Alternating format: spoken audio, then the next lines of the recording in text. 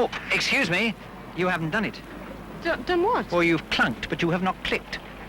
You haven't put your seatbelt on. Oh, I'm not going to Blackpool. I'm only going round the corner. Yeah, but you realise over 60% of all traffic accidents happen on trips like that. In fact, it's more likely on this sort of road than it is on a motorway. Oh, no. I promise you. You wear your seatbelt. It reduces your chances of being killed or seriously injured by half. Well, I'll just forget. You haven't been watching telly, have you? It's very easy to remember. You clunk, and then you click. Clunk, click. Clunk, click. Right, you clunk the car door. And then you click the seatbelt. Dead right. You're going to try it? Okay. Jolly good. Click. That's great. Can I go now? As long as you remember. Please remember to clunk, click, because your seatbelt is their security.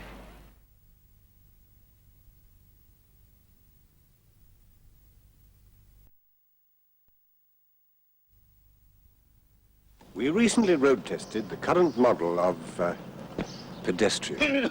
Morning cold start, poor. Fuel consumption, heavy. The model needed topping up throughout the day. Road holding, fair. But in bad conditions, brakes were unreliable. And although the same model has been in production for some time now, spare parts are hard to obtain. However, the makers assure us that it is rust-proof and all essential parts should last a lifetime. But where our model really did badly was resistance to damage. All tests show that in collision with other vehicles, it always came off worst, with 27,000 each year seriously damaged or total write-offs. So we strongly recommend that when you take this model on the roads, you proceed at all times with great caution.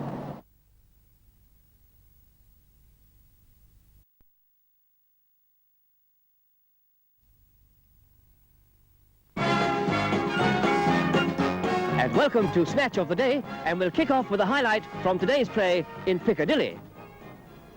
This was a fantastic move. Just watch that very beautiful right hand. He moves in and away. Beautiful. Let's see that again. A very lovely silent tackle from a real loner. And how about team training? Team training, vital, because it's speed. It's speed all the way. Essential with the three-handed corner. Now, the experts can make anything look easy. Up against an inside left, or an inside right, or better still, an outside left or an outside right, it is. Now, one late result just in. Oxford Street 35, the King's Road 21. Obviously, the crowds have been out lately. Give me a race meeting or a street market. Or this place, when it's overflowing. Tell me, where is it impossible to snatch? A nudist colony.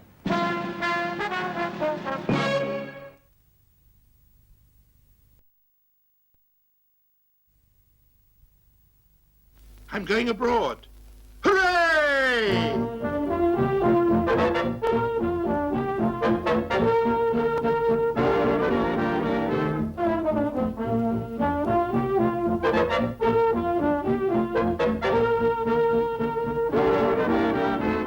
Hey, you can't take all those notes with you. You can take your holiday or business allowance in traveller's cheques, but not more than £5 in sterling notes. And that £5 is not for spending abroad, but to meet expenses in this country when you return. Do you know that? You understand English? Good.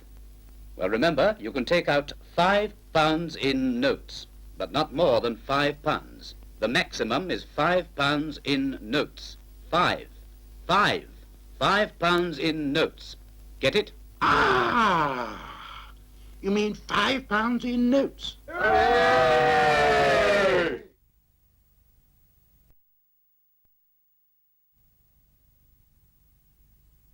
Dark means danger, so get yourself seen. At night, make it white.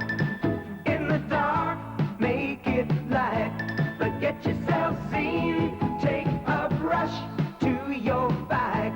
Use some tape if you like. But get yourself seen. Make it big. Make it bold. Make it right. To be sure that you're seen. Keep your lights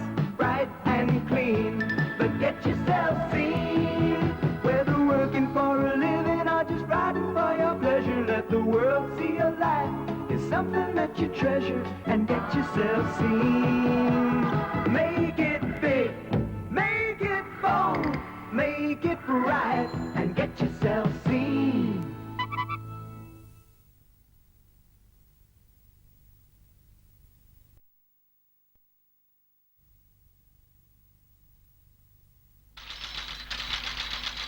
Every year, 300 or more people are either killed or seriously injured because their clothes catch fire. These accidents are almost always preventable. An unguarded fire, thoughtlessness in the kitchen, carelessness when handling flammable liquids. But what if it does happen? What could you do if your clothes caught fire?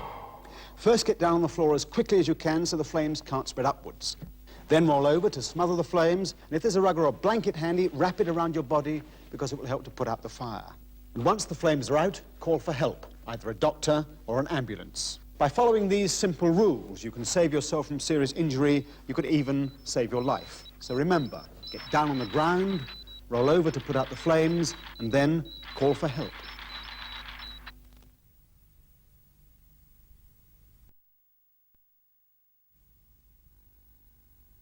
Giving advice on home security never comes easy. Take round here. All the houses looking at each other. Lots of kids around. Mum's at home all day long. A stranger stands at a mile.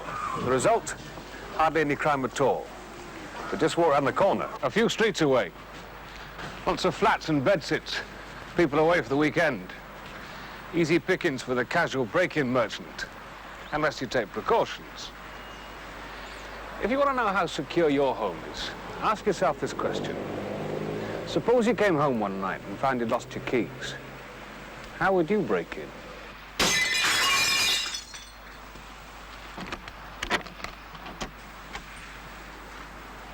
If it's easy, then it's easy for a thief. They're only human too. Quickest and best, and inside. So make life difficult for them, and then move on somewhere else. Spend a few pounds wisely on good locks for the doors and windows. You could avoid all the emotional upset and aggravation of a burglary and save yourself thousands of pounds in the long run. So, if you're not sure that your home is reasonably secure, phone your crime prevention officer down at your local NIC. If he's not in, just leave a message. He'll ring you back. Or pop round as soon as he can. Okay?